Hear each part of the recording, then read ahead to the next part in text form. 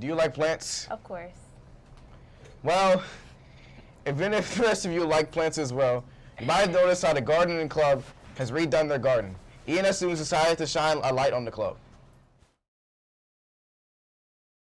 The Carver Garden recently received some renovations, and me and my team talked to some people that made this happen. The garden club was a very good thing. So hopefully that other students will come aboard and to try to understand how to grow food. And plus we're going to be expanding the garden from in the back area. So we have a lot of people that's on board that will help us reach our goals.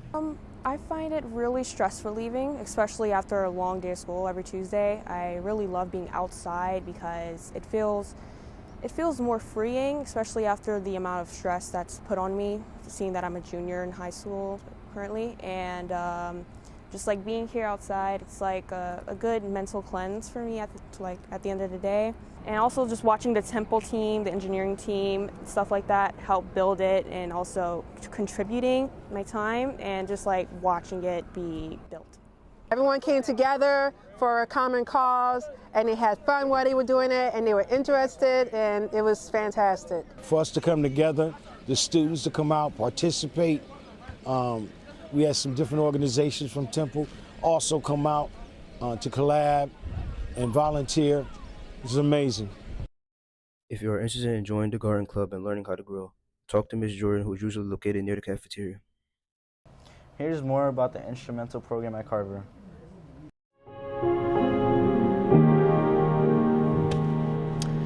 Drumline, band, orchestra, all programs that we have here at Carver. Did you know they existed? Did you even know this room existed? Technically, it's not even a room. It's a storage closet. Music programs here at Carver are underfunded and underrepresented. We talked to some of the music teachers and music students about music programs here at Carver. My name is Louis Russo, and I am an itinerant music teacher for the School District of Philadelphia. I am satisfied with where Carver's music program is right now. I'm not perfectly satisfied. Of course, there's always an opportunity for growth, but it's come a long way from 2019 when I started. So I'm content with the growth, but obviously there's room for more. My name is Ryan Romer, and I am a brass CIMT, which is a classroom instrumental music teacher, and I also run the drum line here, co-run the drum line here at Carver. When you deal with funding, there's a lot of issues that go into it. I think we're funded pretty well for what we are doing right now.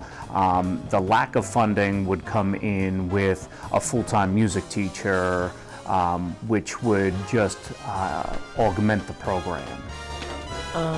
I get to like fight some of my stage fright, I guess, and I get to perform with other people, which is fun. Here's our segment about Hispanic Heritage Month. This is going to be the first time that Carver has celebrated Hispanic Heritage Month. Let's think about that. How many years has Carver been in existence, and how many years we've missed it? Every day is Hispanic Heritage Month. There's always ways to improve and more that can be done. I think really see 1 month as enough, but I do appreciate the fact that Hispanic Heritage Month does exist to open that up to others. I came here when I was like 3 years old, so I was practically raised here. So it's kind of confusing. Like at home I was always too American, and at school I was always too Hispanic. Everything was just like no hablo. Leaving outside of Little Village or Southside Chicago was like a big culture shock because everything was English, everything was Polish, everything was Italian, everything was French. And I didn't know anything other than Spanish. They should know how hard we work for each other and for family. We do everything for family. I'm proud of who I am, especially like in this environment. We were in an all-white neighborhood. Got beat up because I was the wrong color, I spoke the wrong language, and I was way too smart, and I made them look bad. But my mother told me that I was somebody, and that nobody can take who I was. Not just, Cinco de Mayo, Day of the Dead, there's a lot more. In New York City, there will be times in like the fall where we'll have like Panama parades. That's where people will all come together, all just to represent the Panamanian culture. Extend a hand and learn about us. We're here, we share our food, we share our music, we share our rhythm, we share our love. St. Malachy IMS is a middle and elementary school in Philadelphia where students are required to wear uniforms. According to the uniform dress code, St. Malachy students wear the uniform to mark themselves as academy learners and as members of a community. St. Malachy seeks to create a learning environment in which students are free to express themselves as individuals through relationships and interactive expression, creating an even playing field so that all students feel included and supported. Today we are investigating whether or not the goals of the uniform stated in the dress code are achieved. We will be talking to students from St. Malachy and St. Malachy administration. Primarily, you have a uniform to establish you guys as like a community that you belong together. Secondarily, it's a lot is based off of so people don't have to worry about what they're wearing to school, and they can all kind of look at each other and kind of see each other in each other. We have a uniform to make things a bit easier for families. It's a lot easier for families to have to buy like one specific thing instead of having to buy 15 pairs of sneakers, 20 different pairs of jeans, the latest shirts, headbands, everything else like that. Part of it is to just, help the families out. The other part is to make it easier for the kids. It's a lot easier knowing that everyone is coming in with the same thing and not really having to worry about not having the latest and greatest thing. While the administration of St. Malachy thought process is that the uniform makes everyone look like one as a school community, however, the students think differently, not feeling as though they should have to look the same to be a community. For me personally, I feel like I don't have a community. I feel like I'm my own community because that's my opinion. Why would I need to express myself wearing the uniform? Like, it don't make sense. No. Kind of. Because basically, apparently we a community without uniforms, from what teachers say. But not really, because it's no such thing of community with outfits. And we was wearing a regular outfit and we see somebody else with their outfit. We not a community, so kind of. I don't think they prevent all of them, but I definitely think that they prevent a lot of issues from coming up in terms of like kids pointing out certain things that might be different on somebody's, in terms of somebody's clothing, like their shoes or what shirt or clothes that they're wearing that isn't part of the uniform. I think there's some people that, they still find a way to do what they're going to try to do. But I think mostly, by and large, it's been pretty successful. They already attend the same school. They don't need uniforms to be a community, especially if students don't enjoy wearing them. Girls sometimes feel more targeted by the uniform rules, which prevent wearing accessories or having painted nails. We shouldn't have to be told to take off our bracelets or our bags. Like, sometimes you need your bag for, like, your asthma pump. Like, sometimes the uniforms don't be having pockets depending what you wear. Like, so I feel like you should be, like, having a bag for your asthma pump, your allergy medicine, more things. And your bracelets, I feel like it's just, like, a little cute accessory that you would go with your outfit. And, like, same with headbands and stuff. Yes, because we need to be able to wear pocketbooks and different things. I think it's fair in the sense that everybody's required to wear the same thing. I think there's other ways you could look at it in terms of like, does the style fit everybody's personality or body type or things like that? And so there's different ways of looking at it. But overall, I do think it's fair. Yeah, I think it's fair. I think it's fair. I think it's flexible. And I think over the next couple of years, we'll push to expand a little bit on the uniform. But I think it's pretty fair. From what we've heard, the uniform serves the purpose of making us all look the same, but that doesn't always achieve the goal of making us feel like a community. Students also wish for greater freedom to express themselves and for practical changes to the uniform rules so that they can carry what they need. We do appreciate the way the uniform makes us look sharp, and it is easier to pick out the uniform rather than the outfit in the morning.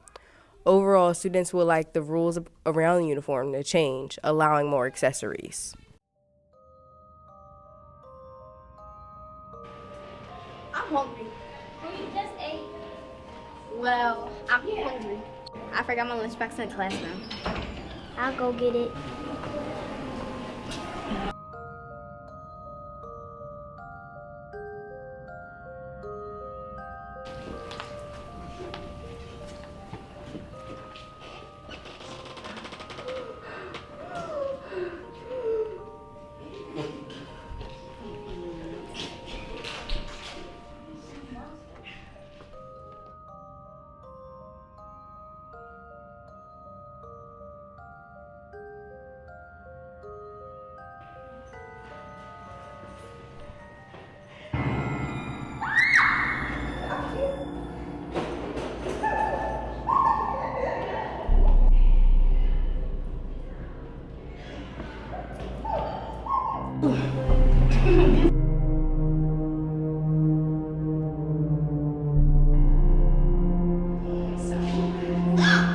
Hey, are you okay? Can't you see him being chased by a monster? Where's this monster? It's right there.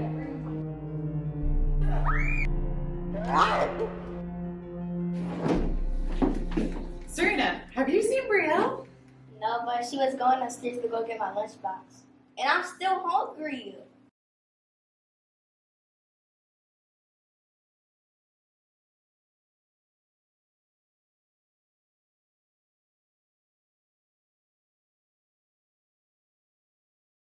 Hey, I'm Brielle. And I'm Micaiah. And welcome back to St. Malachy News. Today we will show you things that happened over the winter. Hey, Micaiah, have you heard about the new water fountains? No, but have you? One of our reporters has interviewed a few people about the newer water fountains. Let's see what they have to say about it. My name is Siani. Sanaa. Serena. I noticed that it's a new water fountain right there. And I noticed that it's like a water filter right here. So you don't have to get your cup and water bottle. Yes, I had immediately noticed because I heard everybody talking about it in the hallway, and I was like, oh my gosh, it's here. And I got my water bottle and I bring it over. It's not as rusty as the old ones. Yes, I noticed that they look like they got like way bigger than what they was, and the water tastes way different. And then you got the water bottle filter. I feel good because last fountain said that water was horrible, random stuff coming out of it. Yes, it don't taste warm no more. It tastes cold, and it tastes like that Dairy Park water. Yup. I feel that this is more better than the other ones because the other ones where it's dirty, and you had to fill your water bottle up with the joint, and it was. I still taste the same water. But colder. I really like them because like the water is cold, and the old one, the water will only be cool like towards the end of the day sometimes, and then she's getting on my nerves a little bit. Do you think this is a good improvement for the school? Yes, definitely, especially because that can make our rating go higher because new things are being improved in the school environment. Wow, those water fountains are way cooler than what I thought. To celebrate Black History Month, the 8th grade class in this day put together a living museum called the Black Legacy Museum.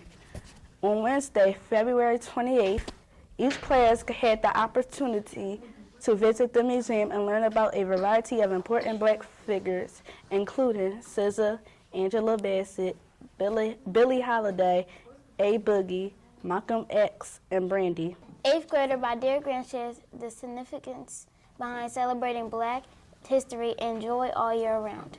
St. Malachy community, today we gather here to celebrate and honor the rich and powerful history of the Black community. It is a history that has been marked by the struggles of resistance and trauma. As we reflect on the past, we must also acknowledge the present challenges we face and the work that is ahead of us. Us Black individuals has been at the front of movements for justice, equality, and more. We as a nation have fought against slavery, segregation, and systematic racism. Us demanding our rightful place in America. Even though the oppression we faced, we still held our heads and hearts with Black joy. We share Black joy by laughing with our Black brothers and sisters. The soul and love we put in our music, But Black joy isn't just about happiness. It's about honoring the ancestors who didn't just give up for our future generation. It's about celebrating progress while also acknowledging the work that remains to be done as we live this life. We need to continue to honor the ancestors that gave us this life. We need to continue to live this life as they wanted us to by embracing and uplifting us Black brothers and sisters. Not just during Black History Month, but every day, because every day is Black History Month. Let's hear firsthand from 7th and 8th graders on why they chose their individuals and what their legacy means to them.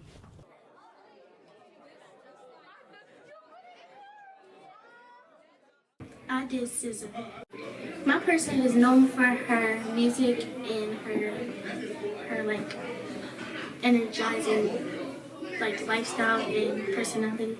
I like doing the work and research for my person, but I'm kind of nervous with presenting. Like I'm kind of shy. Malcolm X. He was a minister, civil rights activist.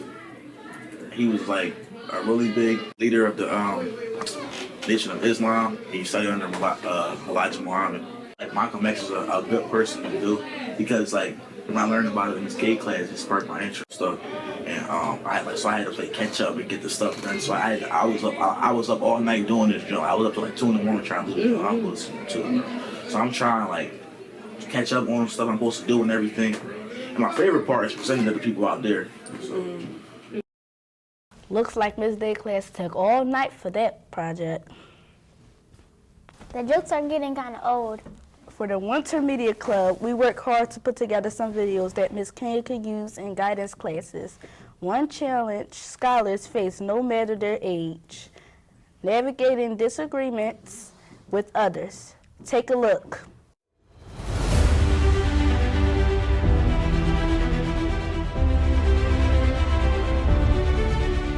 Have you ever been in a disagreement? Yeah. Here's one thing that could happen. Hey, I don't like that color. I want to use red. But I want to use blue. Stop. Here's one thing we could do instead. Hey, I don't like that color. I want to use red. But I want to use blue. Let's use the color we both like. I want yellow. Me too.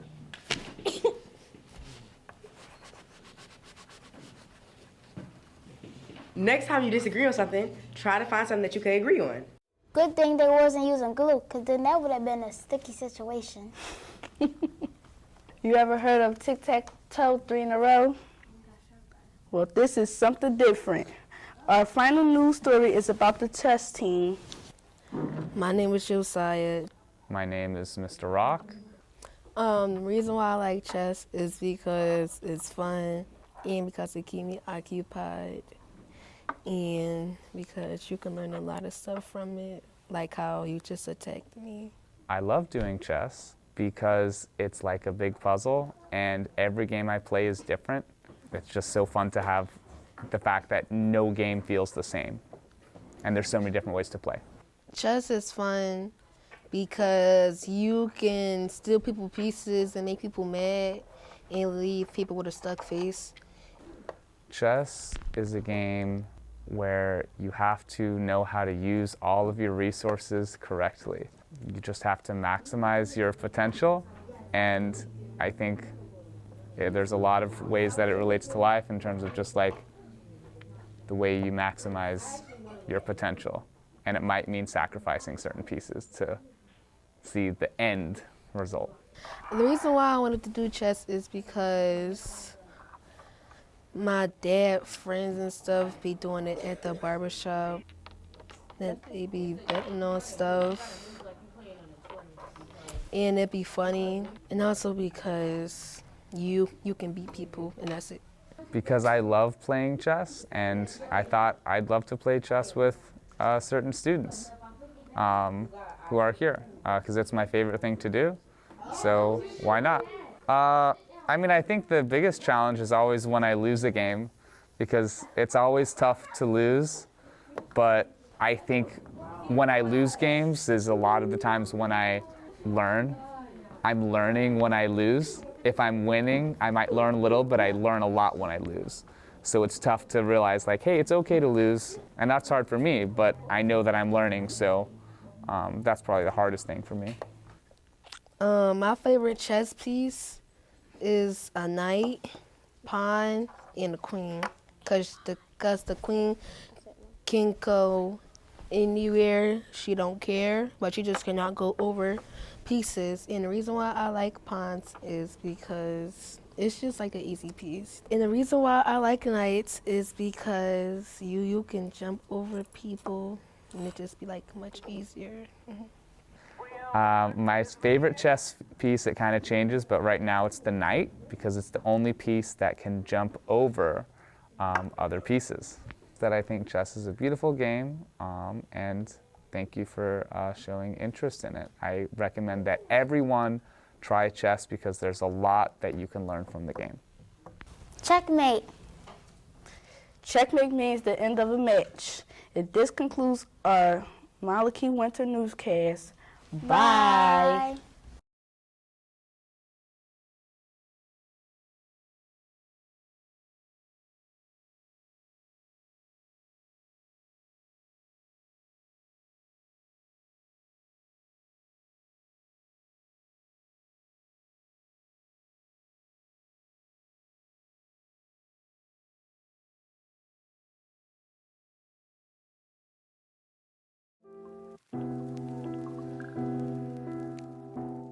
The principal asked me if I would coach. You know, they have a new entry in a new league that's a district-wide middle school league. So this year they got an entry, and she asked me to coach the team, so I agreed. So I never was on the side of coaching. I was always on the side of officiating. So this is actually my first year in coaching. So I think the years that I spent officiating prepared me to be a middle school coach. What made you want to join the basketball team? To make my mom and them proud. My favorite coaches I ever played them, Coach L.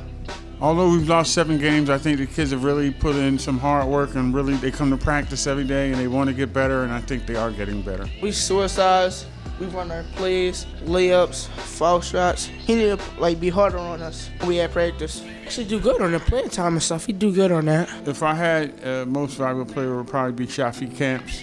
Well, honestly, I think he's probably the best athlete on the team, and he can carry the load of the team. You know, he can score, he can rebound, he can block shots, he can do a lot. So he would probably be the MVP. What are your plans for next year for high school basketball? To get more better, work on my stuff. We have a mixture of 6th, 7th, and 8th graders. I think we have 3 8th graders. They're going to be gone. So 7th graders that played this year are going to be moving up. 6th graders are going to be moving up, and I hope to bring a couple more new kids in. And this was their first year of everybody playing together. So next year, hopefully, the team will be seasoned and we can win more games.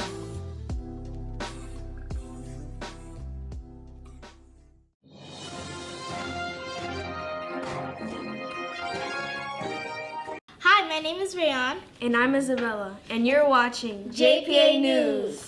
So Isabella, how was your spring break? My spring break was great. Thanks for asking. How was yours? Mine was pretty good, although my brother fell in the pool. But he's fine. Oh, I almost forgot. Last week, WHYY brought family math to our kindergartners and their parents. Here's how the event went. Hey, I'm Fuka, 6th grader at JPA. We interviewed some students and parents at the math workshop. Let's check out some footage. Do you think this event is good for kids? Yeah, it is. Do you think the school should have more events like this? Yeah, because you can share with your kids. How was this event great for kids? It explains how to do math in an easier way rather than just giving them numbers and telling them to add.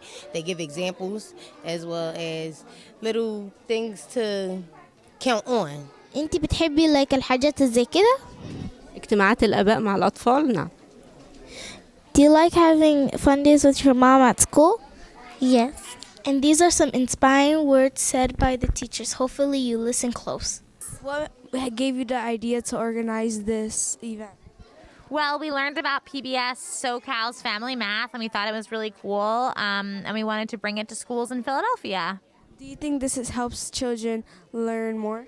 Yes, I do. I think that this is a really great idea Because when parents and caregivers really engage their kids from a young age, it just makes them more successful academically and in life later on.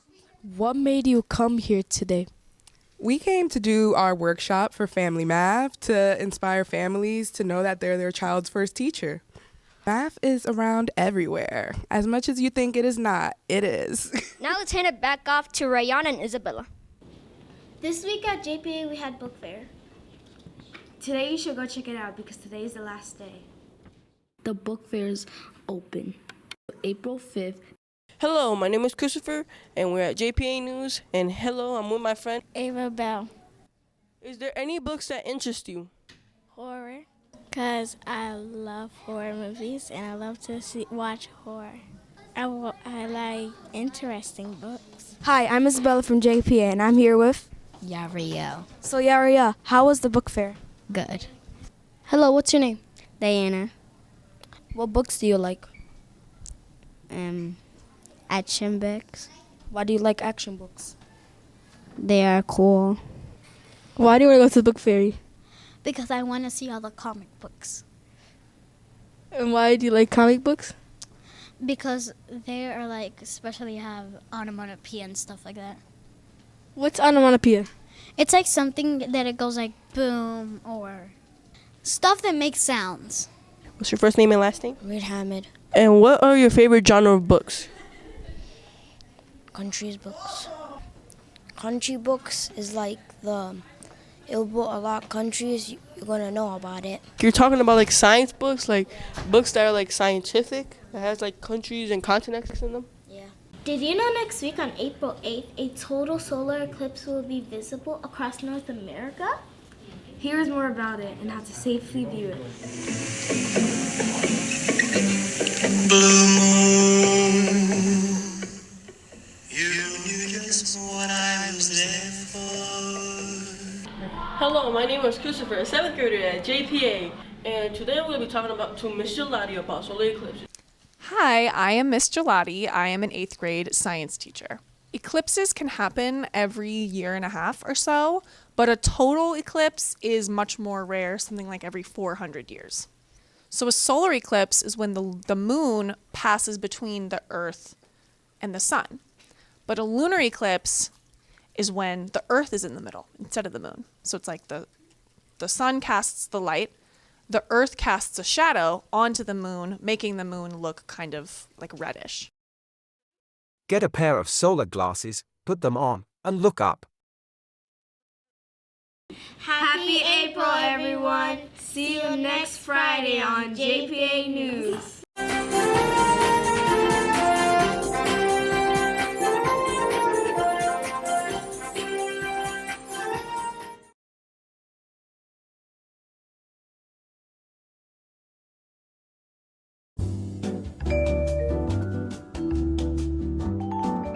Yes. What's your favorite dessert and why? Ice cream because it's the best. What's your favorite dessert? Tres leche, Why? because the milk and frosting. Thank you. What's your favorite dessert and why? My favorite dessert is probably cookies because that you can dip them in milk and stuff like that. How does it make you feel? Good. Do you have a favorite dessert? Yes, and that's pancakes. Why do you like pancakes? Because I like strawberries and I like to put them on top of my pancakes.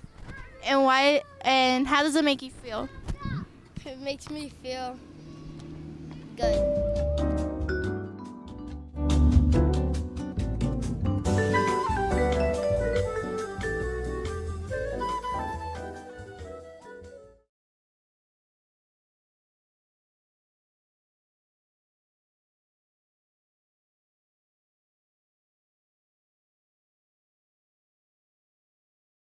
I'm Chris.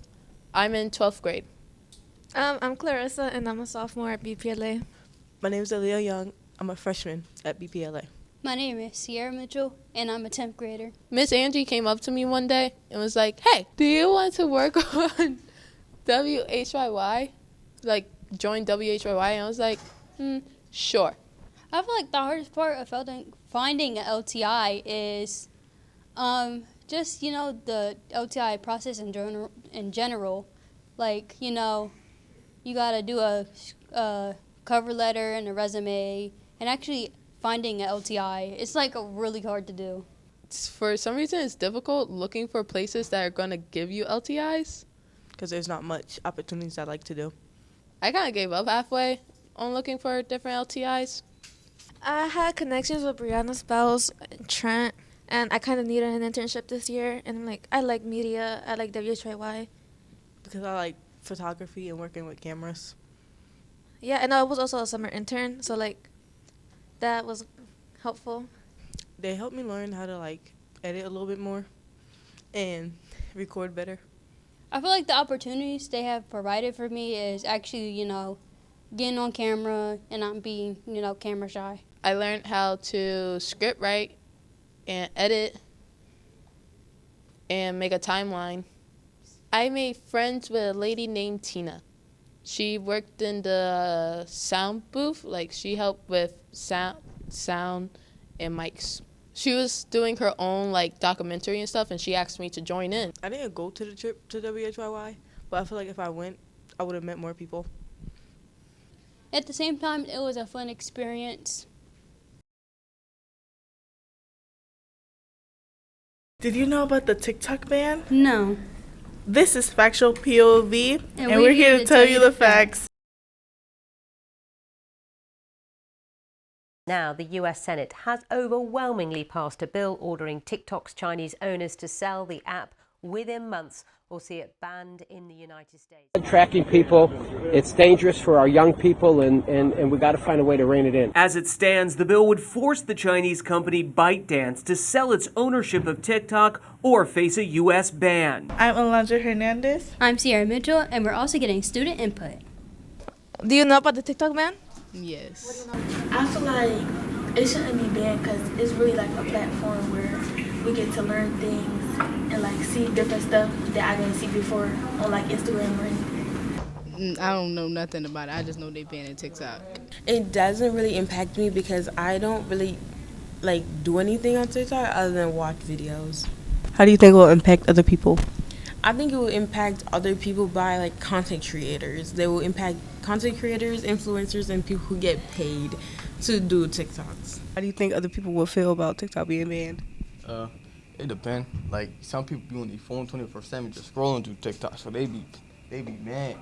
I feel like it will affect people because people get money on TikTok, so it will affect people by making them stop getting the money that they get from TikTok. I think it will affect influencers because they won't get paid anymore because they're banning their source of income. And people, I think it will affect them because you won't be able to relate to anything anymore. TikTok is very relatable.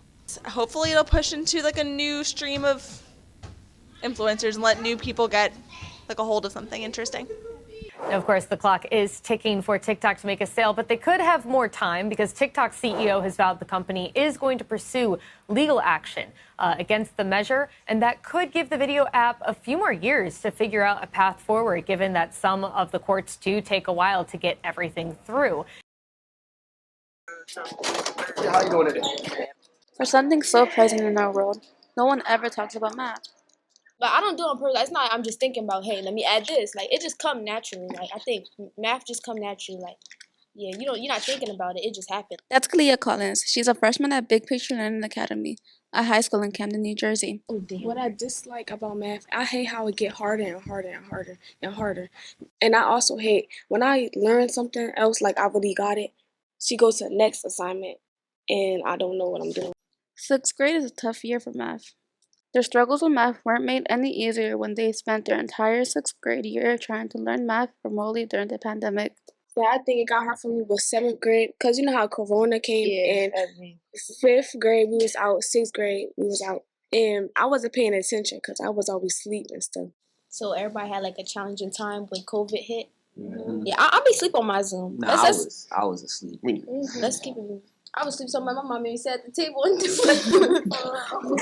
Yeah, but it wasn't the same though, because even if they was learning, the teachers always had masks on, so like you barely could like hear when they talking, and then like my school in Pennsauken, no matter just because we was on Zoom, they passed everybody. No matter if you had all S for all your marking period, they passed everybody. I need to use math. I want to do construction or the right amount of like tiles to put down on the floor and stuff. So. or even cutting hair, and like cutting hair, you gotta like get your angles, like shapes, and like feel me. You gotta like break it down. So I need math for that. I want to be like a doctor in hospital. You know, they use math a lot, like when they have to calculate people's medicine. I want to go to the NFL, so I gotta like calculate my routes. You gotta use math for that. I don't know what, like, consider it math. Like, I don't know what. Calculate your profit. Yeah, calculate my profits. Know what my business is doing over here, how much they use and how much they doing, how much I gotta spend. Yeah.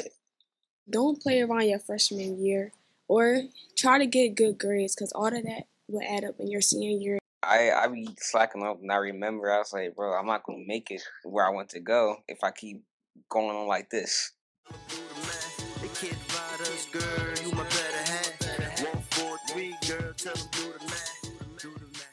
Welcome to Harding Hawks News. I'm Destiny, and on this episode we'll be sharing stories about school basketball teams fighting in school and our story awards.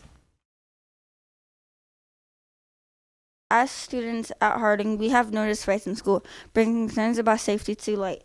Our community is fighting with the urgent need to come together as a school to enforce strategies to promote peace and cooperation. Let's hear what Harding students have to say. How do you feel about fighting?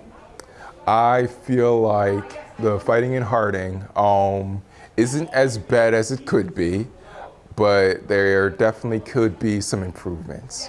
I think you shouldn't resort to violence, and if you have a problem with anybody, you should sit down and peacefully talk it out and just be mature about the situation. Give me some ways that can change students from fighting. I feel like if students would simply not listen to what other people say, then a lot of the fights would not happen. I honestly don't even know, because people fight over the littlest stuff. So I would just say, just be kind, honestly. And don't get mad over everything, because you don't have to be mad about everything. Like, if somebody stepped on your shoe, sorry, that's it. Like, it's not that serious. What type of consequences do you think will help fighting? I think if we continue giving consequences, that would be good because it shows the kids that there are consequences. But if they continue to not worry or care about the consequences that we have, like suspensions and expulsions, then they're going to start seeing the consequences from life. And those consequences are a lot more extreme than what we can give out. Coaches, our basketball team had a really good season. We talked to them about finding what made them so successful. Hi, my name's Ashai, and today I'm here with Toby Thomas. Ty Williams. Today I'm here to interview him about our notorious basketball team. What do you think makes you play better? Like, I feel like when we get amped up and like play like a pregame song and on the way there, I feel like that's when everybody get in, ready to play. Me personally, I play better just because I love the game of basketball and I'm a very athletic person. And I also just like the motivation that I get from my teammates, and that's about it. What are your feelings before the game starts? Before the game start, I feel like we got a mission to do, so we gotta come in here and do what we gotta do. After we get that done, after we done doing business, like my coach said, it's a business trip.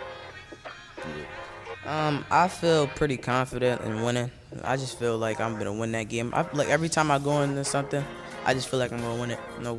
I think most of my teammates, I can say that for most of my teammates as well. When you lose games, how do you motivate yourself to continue playing? Put in the work. Sometimes I might go outside and after a loss, I go outside, go play some ball, get off my mind, go in the house, chill until we got practice or our next game come around. Me personally, like I said before, I'm a very athletic person. I just love the game of basketball, so that just gives me motivation right there. And my teammates give me motivation. My coaches, Mr. Bradley, Mr. Herbert, they all give me motivation to just keep playing. And I just block out the negativity for real. Your last question. What do you think about the players around you? How do you feel about them? I feel like, everybody cool and all. There's some people that's good at it. Some people I'm not gonna say bad at it, but that's getting there, Tahim, Deuce, Jeremiah, who else? What's his name? Raphael, Miles. They are tough at the game, but it's like, you know, we all getting there as a team. We don't got no chemistry for real. My opinion on my teammates, there's some cool dudes like Jaden, Yasir, Deuce, Toby, Miles, Chris, Demarion. Like everybody there, just some cool peoples, and just like Jaeen, all cool peoples. I love them. This is Ashaya and To be time. Taim Williams. Signing out. That's it for this episode. We look forward to sharing more interesting stories about the Harding community. Thanks for watching. I'm Destiny. And I'm Israel. And until next time, keep soaring Hawks.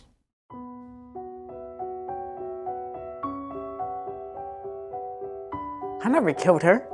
That was all Destiny because Destiny was with her. So I was with Luce. You can ask Luce. I didn't kill her.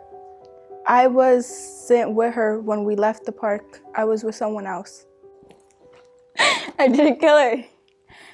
It was Antonio.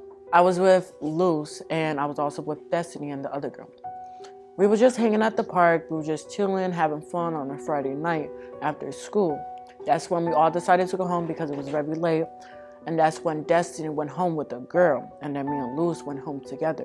We were having a sleepover at Destiny's house. And then we all went to the park. And then we all went home in different groups. Well, basically, right. She had a twin sister, right? So I was with Luce and Antonio. And then she was like right beside Antonio. And then a couple minutes later, I left with her other twin sister, and we was walking my dog, and my dog, like, he was running all over the park, right, and he was taking my oranges. In my opinion, I think it was Destiny, because she was the only one with her, but she did not had a twin sister. You know, I was just with my dog and her sister, but the other sister was with Antonio and Luce, and that's the one that died, so, like, you know what I'm saying? It was just me, Luce, and Luce. We was at the park chilling, and then Destiny was with the other girl. We all went home together, and that's all I found out. I think it was Destiny. Like, it could either be Antonio or Luce, because Luce don't like this girl. Like, she envies this girl. She was a really nice girl, and she was loving. Everyone adored her. She laughs so much when she lies. Antonio has this really big crush on the girl. Like, when I said really big, I said really big. Like, he has pictures hanged up on her wall, on his wall. I really liked her and stuff like that. I kind of had a crush on her, but Destiny, she also liked the girl, but I liked her first. So that's why Destiny walked home again and walked with her home, and that's when they was talking. The reason why I walked with her home is because she felt uncomfortable with Antonio. I would say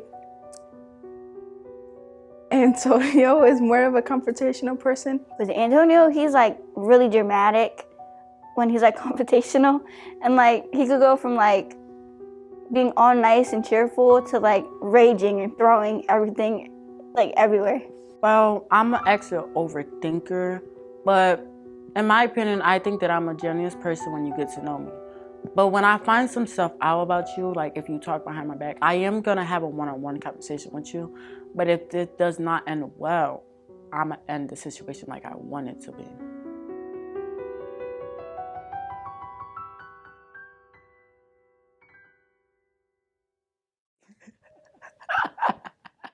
On Tech TV. My name is Kyrie Hood, and I'm here with. Hi, I'm Sabria Mann. I'm a student athlete here at Tech Charter. I am on the STEM team. I'm on Public Health and Hydrotech Fire. And today I'm gonna be asking her questions about the most recent trip to Sapelo Island. How was your trip? It was good. It was exciting. I feel like we definitely did accomplish the goals that we set when we were to go down there. So yeah. What impact did you get from the trip?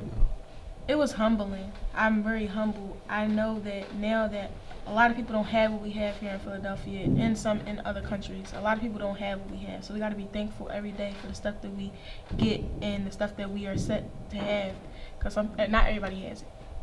Yeah, humble is a big part. What was your favorite part about the trip? Like, how did you feel I on the like trip? everything, but I feel like what really stood out to me was when we actually got on the island and we went to this one man's house. His name was Reginald Hall, I believe, and he was just telling us some very important stuff. Like, we didn't go there to help them; we went there to work with them and to collaborate with them, so we all can put our minds, our knowledge together to make something bigger for Sapelo. And it was just really interesting to see how, like, from his perspective, what we could do better and stuff that we are doing. So I understand that y'all went to Sapelo Island. I wonder, are you satisfied with what you did out there? To be honest, I'm really satisfied with what we did out there because we got there before the state of Georgia even got there. We tested their water quality before the state of Georgia. So I'm really satisfied with everything that we did. I'm proud that we got the opportunity to help people that look like us, that smell like us, and so forth and so on. So another question is, I just would like to know, what are some things that y'all did exactly down there and like some insight? Okay, so some things that we did was we went out there and they had a cultural day, and we gave them free water kits. We gave them free books. We actually wrote letters. Imhotep wrote letters to them. We put the letters inside the books and gave it to them, and then we built hydroponic system to leave for them so they can grow their crops properly. And we also visited middle schools and gave them information on what STEM is. And we also left 3D printers for the middle school, and we also tested their water. That sounds very nice. How did you feel to like help someone else out that you didn't know like at all? Honestly and truthfully, I felt really good because not everybody had the opportunity to go help somebody that was in need. So honestly, it was really a humbling experience. It was to be grateful for everything you got experienced. I felt really like a really good person. What is your, do you know what other trips are going on and things like that? So we know we can stay updated about different things that y'all doing.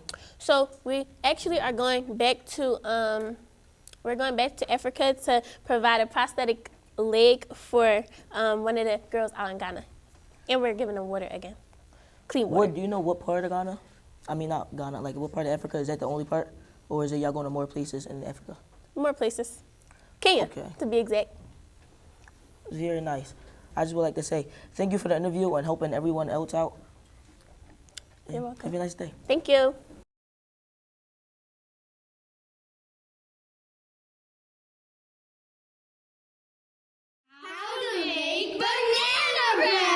Get a banana and let it sit for 2 weeks until fully brown. Start peeling your banana. Once done peeling your banana, place in bowl. Mash up your bananas. Add milk, eggs, and flour as well. Mix and pour into pan.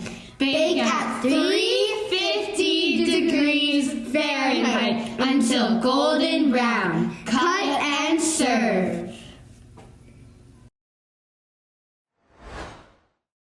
You're watching HBS, Henry Broadcasting System, the official station of Charles W. Henry School.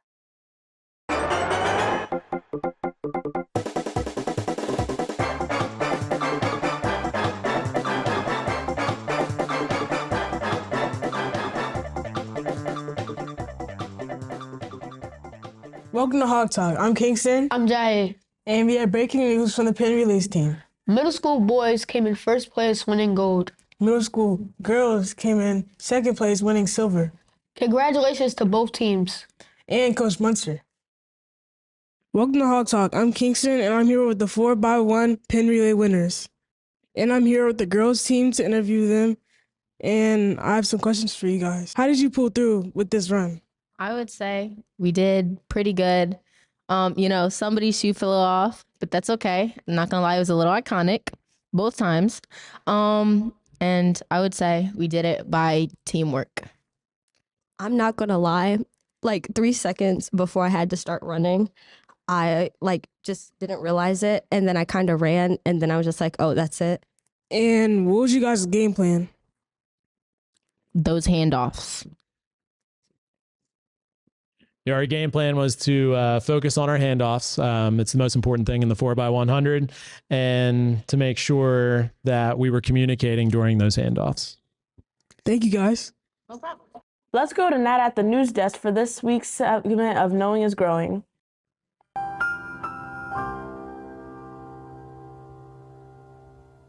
Asian American, Native Hawaiian, and Pacific Islander Heritage Month is observed in the United States during the month of May and recognizes the contributions and influence of Asian Americans, Native Hawaiians, and Pacific Islander Americans to the history, culture, and achievements of our country. The children's choir is singing a traditional Samoan song that was arranged for our choir by Henry Parent and professional composer Gary King.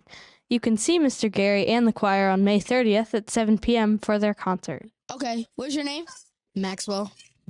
What grade are you in? Sixth grade. Who's your favorite college basketball team? Kentucky. What's your name? Aiden. What grade are you in? Sixth.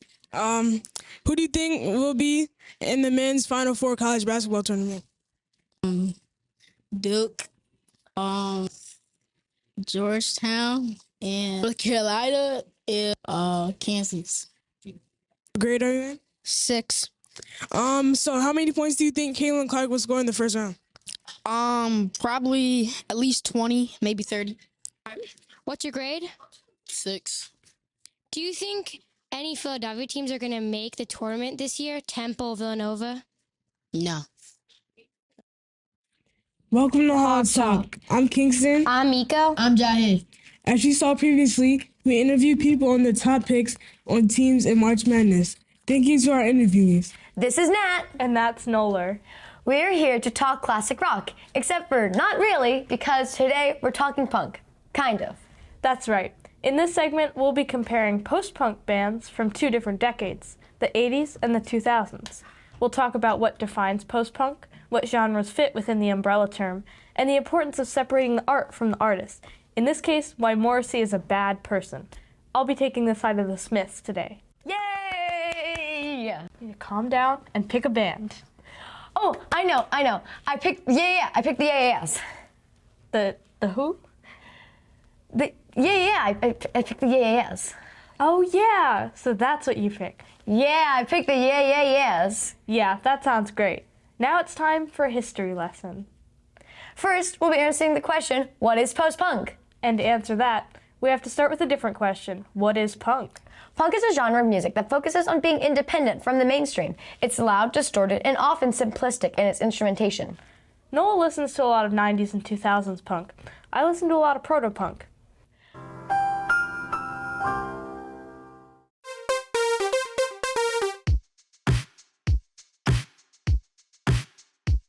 Welcome, Asher. Hello there. These are C.W. Henry's spring seedlings. Great things to grow this time of the year are lettuce, greens, cabbage, bok choy, parsley, and onions.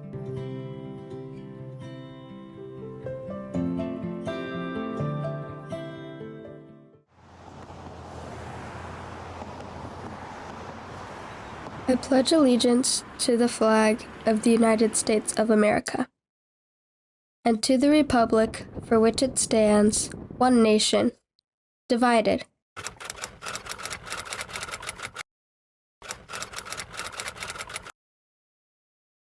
Through violence and shame, insecurity and abuse of power, overturning elections and delaying trials and claiming that our country will be great again. Of what is just unjust, but through blind eyes, our nation is perfect. Those broad stripes and bright stars we look up to sometimes don't shine back down on us. With violence rates surging, more bombs bursting, a bullet through a body, there's no rocket, but there is indeed a red glare. Blood. We all still have the same blood. Skin is made of the same things. We all have bones in our body. Our base structure is still the same. We are all human. And even if we don't all own the same things, or don't have the same amount of money, we are all going to be in the same place one day, because we are human. So then why? I may be rambling on, but why? Why must our society, our nation, our continent, our world ignore the truth that we are all human? Why must we shoot and fight and bomb solely because the hue of one person is different from the other? Solely because women want a choice in whether or not they have a child. Solely because we want peace in the world. Solely because we want free people. Take a deep breath. Close your eyes. What is the society you see? Let's make it the society we see.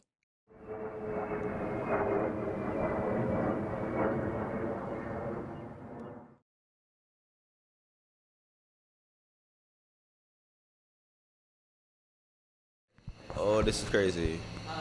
Oh, wait. Wait.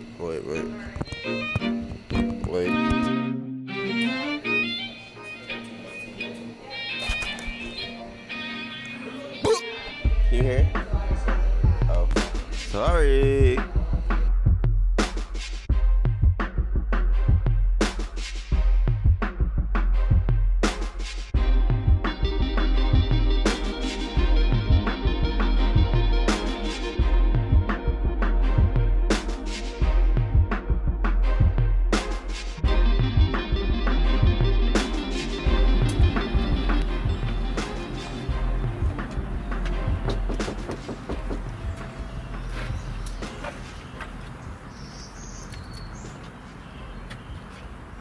Hi.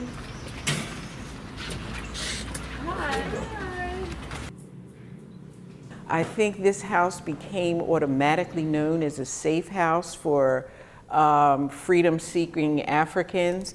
And if you're familiar with Fairmount Park, there was a documented Underground Railroad house that is about 2 miles down the river. We're right on the Schuylkill River, and that is Belmont Mansion.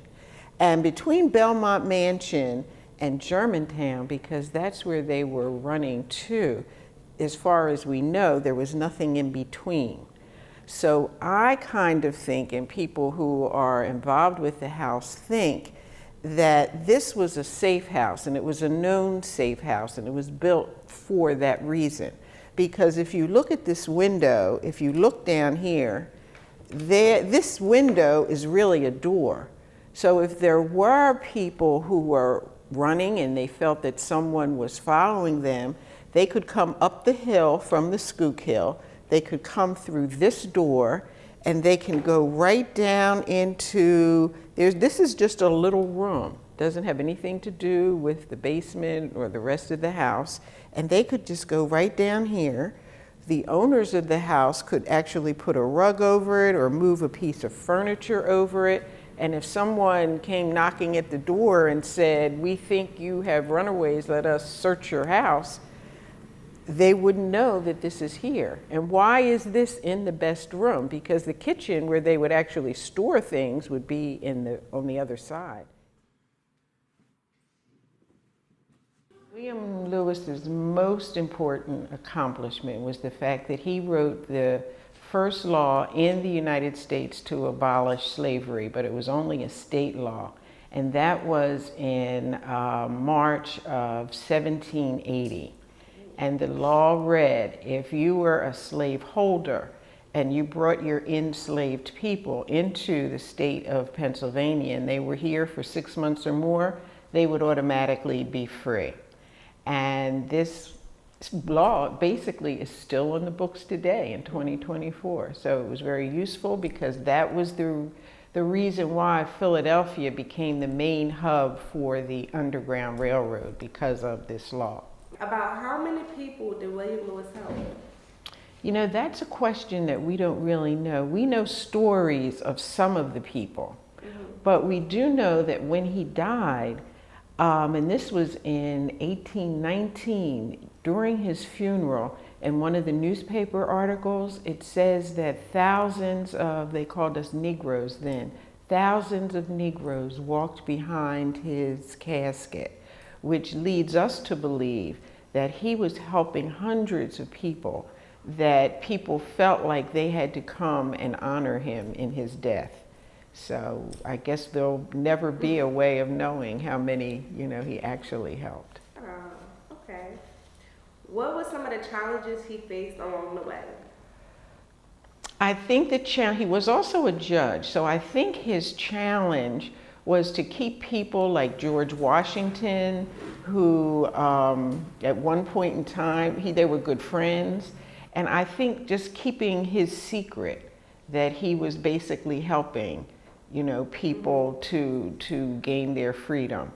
I think to him that would have been a challenge, because how can you be a friend to someone who is a slaveholder and then knowing that what your friend is doing is not right? So I think that was a challenge to him.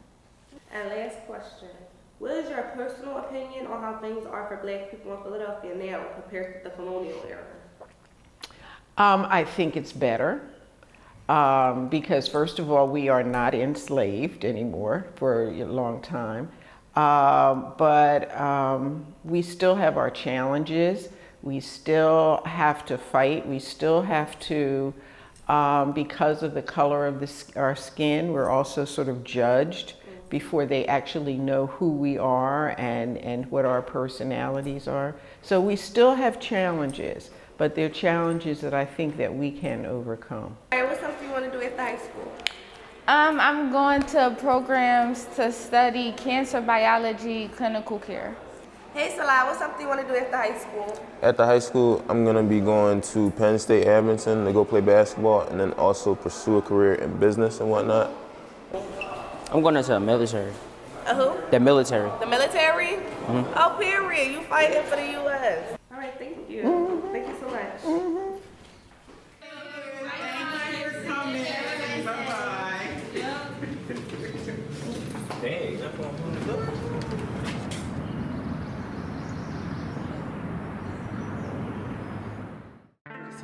I think I'm just gonna go home sick. Have no fear, Brother Brew is here. Are you tired, exhausted, ready to quit?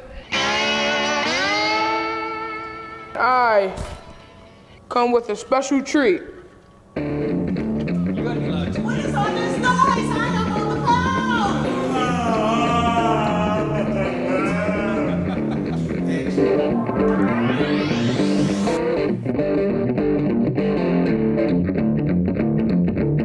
Have no fear, Brother Brew is here.